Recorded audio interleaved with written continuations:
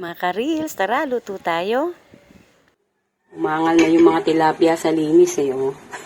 Kulang na lang sabunin. Dapat talaga malinis yan para walang lansa. Kasi yung mga ganong residue, nag-affect po yun sa, sa lasa na niluluto natin. So, kailangan po dapat malinis po talaga yung isda or karne na ating lulutuin. Okay. Magagata po tayo ng ginataang tilapia. Gagamitin po natin dahon ng gabi, yung pong mura. Yan. Tapos, syempre, ating gata. Yan, may talong. Lagay na po na, ayan, sinapinan ko po siya ng mga gabi. Yan. Lalagay na po natin yung mga isda natin. I-arrange lang po natin. So, hindi naman po siya didikit talaga. Kasi meron siyang dahon sa ilalim. Meron na tayong ginataang isda. Meron pa tayong ginataang gulay. So, healthy. Dapat po, practice na natin yung healthy lifestyle sa pagkain.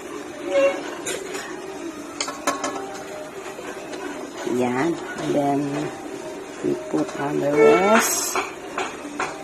Yan. So, lalagay lang po natin yung gata natin dyan. Lahat mamaya. And put on this tomatoes. Yan. Lagay lang po natin yan. Yan. And then, ito. Yan.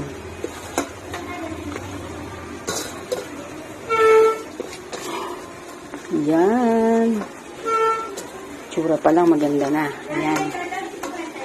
Then, lalagay na po natin yung ating gata.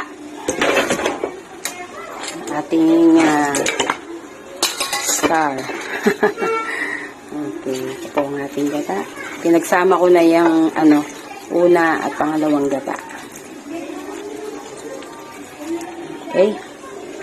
Yeah, so, lalagyan lang po natin yan ng asin. And then, pepper. Ayan. All is set now. All are set. Meron na siyang bell pepper at saka po asin. Ayan. Okay na po. So, sasalang na po natin. Ayan. Yan po, nakasalang na po siya. Maghintay lang po tayo ng mga 45 minutes. Kasi ako, pag naggata ako, gusto ko yung nagmamantika siya. Ayoko siya yung parang masabaw. Sarap talaga siya. As in, ma-absorb lahat ng mga naririto yung gata at yung kani-kanilang mga lasa. Promise, napakasarap nito. Ito natutunan ko sa Batangas pero gumawa ako ng version ko na masarap talaga. Mouth-watering talaga. Ayan po, luto na ating ginataang tilapia.